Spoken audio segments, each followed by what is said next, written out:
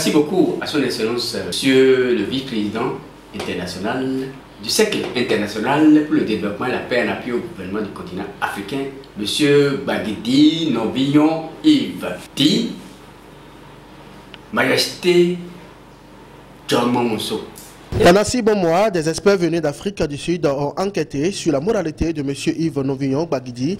Résultat, Djoma Mousso est digne d'une moralité irréprochable. C'est une des raisons qui motive sa nomination comme vice-président international de l'organisation internationale africaine dénommée Cercle international pour le développement et la paix en soutien au gouvernement africain. C'est au cours d'une cérémonie fort simple à l'hôtel Caribou à Abomey-Calavi que le désormais vice-président international du Cercle s'est prononcé au micro de Martial Oké. Yves Novillon Baguidi, Majesté Djoma Mousso, ministre chargé de la promotion des valeurs culturelles et endogènes au Palais Royal d'Agoni.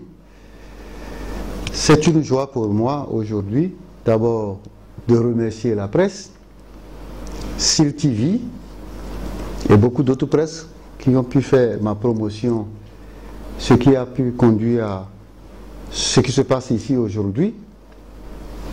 Je voudrais remercier aussi mes collaborateurs, ceux qui m'ont soutenu, surtout en la personne de M. Martial Baguidi Betty, de présider, à titre de président d'honneur, à cette structure. Remercier le docteur Romaric Akako, remercier le prince Zeleka, Kahoronu, Zounon Fiacre,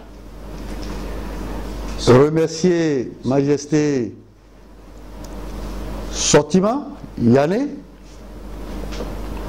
et tous les missionnaires ici présents pour vous dire oui, j'ai accepté d'être choisi comme l'un des vice-présidents du Cercle international pour le développement et la paix en appui au gouvernement africain dans un monde en turbulence où la misère est écrasante, où l'Afrique a besoin d'un développement durable, structure organisationnelle qui détermine la personnalité qu'on a. Et ce sont les hommes qui font les choses et non les choses qui font les hommes.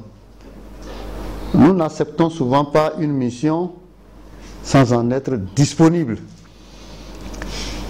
Depuis le jour où j'ai été contacté à travers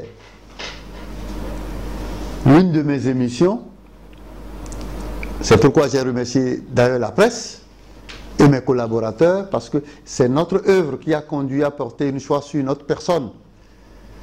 Nous sommes dit, ô Seigneur, qu'est-ce que de bon je peux faire à cette structure pour le rayonnement de la paix et pour installer un développement durable en Afrique.